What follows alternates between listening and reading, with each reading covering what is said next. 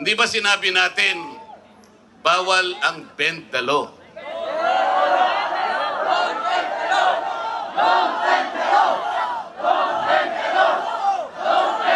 Ayun.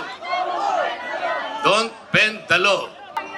Hindi ba katungkulan ng ombudsman ang sila ang humanap, umusig, at parusahan ang lahat ng may kagagawan nito? Bakit ang ombudsman ang nagagalit sa akin? Hindi ba dapat tulungan pa nila ako? Sapagkat iisa ang layunin namin.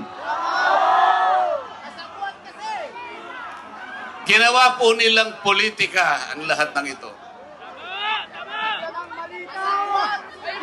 Ang mga asunto po na sinampa laban sa akin ay nagsasaysay ng kwarta. Pero hindi nagbabanggit ng korupsyon. Nagsasaysay ng halaga, ngunit hindi binabanggit ng ill-gotten wealth. Ipinipilit na iugnay ang public office, ngunit walang binabanggit na abuse of public office. Naglulubid ng mga chismis, ngunit walang ebidensya. Naglulubid ng naratibong pampolitika, ngunit walang binabanggit na elemento o sangkap sa mga krimen na kanilang gawa-gawa. Yun po ang nakapagbibigay po ng malaking kalapastanganan sa ilalim po ng mga batas na umiiral sa ating bansa. Hindi ba sinabi natin, bawal ang bend the law?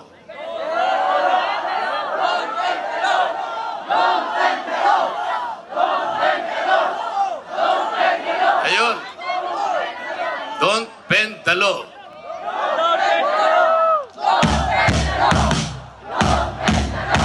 Paano naman kasi?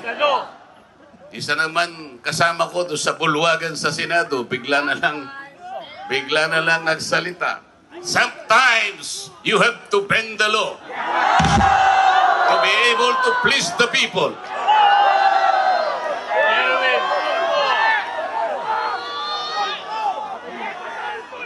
Sumagot naman yung kausap. Sumagot yung kausap. Tinanong kasi siya kung tama yung sinasabi.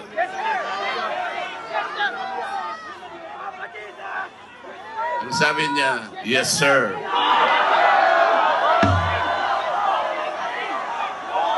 Mga kababayan, uulitin ko po ang aking pagsaludo sa inyo.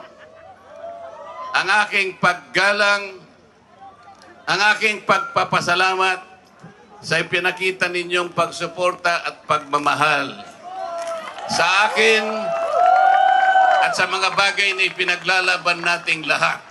Ang katarungan, ang katotohanan, ang pananagutan at ang katarungan. Huwag po tayong mag-iwahiwalay. Ang sabi nga natin, we are one. We are one. We are one.